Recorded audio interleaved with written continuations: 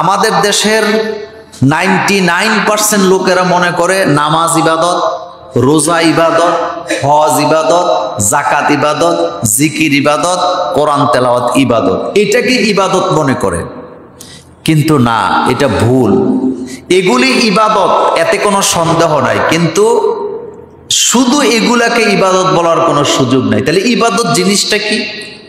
ইবাদত জিনিস হলো যেই কাজে আল্লাহ খুশি হন। বান্দা যে কাজ করলে আল্লাহ খুশি হন, আল্লাহ তার প্রতি রাজি হন, এটাই হলো ইবাদত। যেমন আপনি গরিবকে দান করলেন, এখানে আল্লাহর খুশি আছে না নাই? আপনি একটা কাক, এই কাকের এক টুকরা রুটি দিলেন, এখানে আল্লাহর খুশি আছে না নাই? রাস্তার মধ্যে কাটা পড়ে আছে, আপনি এটা সরায় দিলেন, এখানে আল্লাহর ইবাদত আছে না নাই? আছে। ইবাদতের মানেটা হলো যে কাজ করলে পরে আল্লাহ খুশি হন, সেই কাজটাকে ইবাদত বলা হয়, সওয়াব পাওয়া যায়। ইবাদতের আরেকটা মানে বলে দিই, সেটা হলো এমন কোনো কাজ করা যাবে না যেটা আল্লাহ নারাজ হয়ে যায়। তাহলে আল্লাহর খুশির জন্য যত কাজ করা হয় সবটাকেই ইবাদত বলা হয়। আমরা মনে করি টুপি, পাঞ্জাবি, দাড়ি লাগাইয়া মসজিদে গেলাম, নামাজ পড়লাম, এটাই ইবাদত। না, এটা ইবাদত। এটার মধ্যে ইবাদত সীমাবদ্ধ না। একটা কুকুরকে যদি আপনি এক গ্লাস পানি খাওয়ান, এটাও ইবাদত। সমাজের মধ্যে দুই ভাইয়ের মধ্যে দ্বন্দ্ব লেগে আছে, ওই দ্বন্দ্ব যদি আপনি মিঠাইয়া দেন, এটাও ইবাদত। কোনো মানুষের উপরে জুলুম হচ্ছে, জুলুমবাজের বিরুদ্ধে কথা বলার কোনো লোক নাই, আপনি যদি জুলুমের বিরুদ্ধে হুঙ্কার দেন, এটাতেও ইবাদত আছে না? না, এটা বুঝি না। এই জায়গাটাতে আমরা দুর্বল। সমাজের মধ্যে প্রভাবশালী লোক একটা দুর্বল লোকের অত্যাচার করতেছে, তার বাড়ি দখল করতেছে, তার জমি দখল করতেছে, তার পুকুর দখল করে আছে, তার পাওনা টাকা দেয় না। এগুলার জীবনে আমরা ইবাদত মনে করি না। অথচ দুইজনের দ্বন্দ্ব মিটিয়ে দেওয়া, মাজলুমের পক্ষে কথা বলা, মাজলুমের পক্ষে দাঁড়ানো, মাজলুমের পক্ষে হুঙ্কার দেওয়া, এটাও ইবাদত। শুধু তাই নয়, একটা দরিদ্র লোক, দুর্বল লোক আরেকজনের কাছ থেকে টাকা পয়সা পাবে, আপনি মেল দরবার করে ওই টাকাটা আদায় করে দিলেন, এখানেও ইবাদত আছে না? না। কারো একটা মেয়ে বিয়ের উপযুক্ত হয়েছেন, মেয়েটা বিয়ে দেওয়া দরকার, আপনি গটকালি করলেন। গটকালি শব্দটা আমাদের দেশে যদিও খারাপ ভাবে শোনা হয়, গটকালির অর্থ হলো ওকালতি করা। আপনি ওই মেয়েটাকে বিয়ে দিয়ে দিলেন, এখানেও ইবাদত আছে না? না। কেউ ছেলে বিয়ে করাবে, ভালো একটা মেয়ে দরকার, আপনি খোঁজ নিয়ে দিলেন, এটাও ইবাদত। আমাদের দেশে গটকালি করতেছে না মানুষে ভয়ে, কেন জানেন? বাস্তবতা হলো দুই পক্ষরে মিলিয়ে দিয়ে বিয়ে টিয়ে করায় দিছে।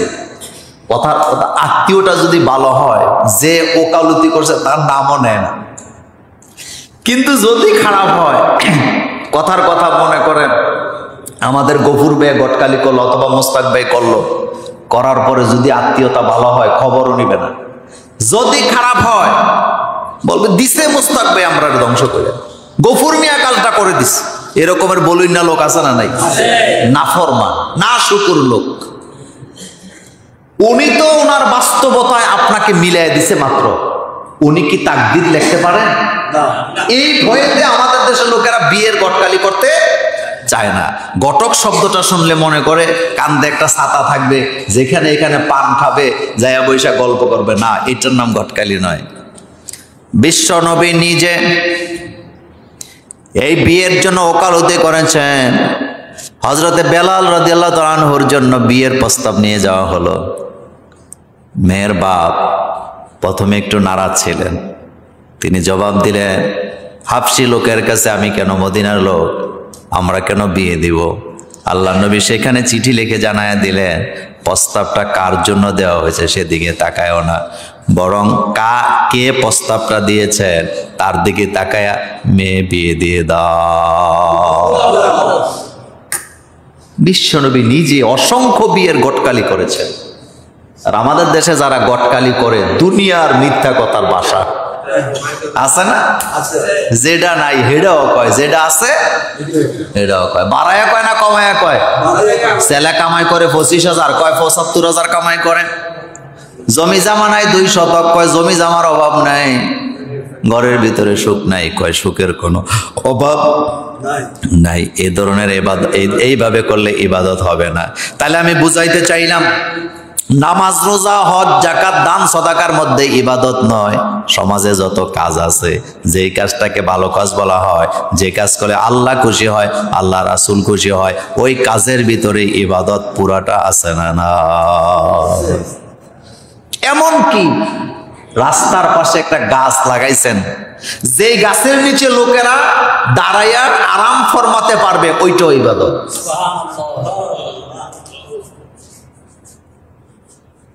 পুরা জিন্দেগিটাকে ইবাদত দিয়ে ভর্তি করে রেখেছেন আল্লাহ পাক।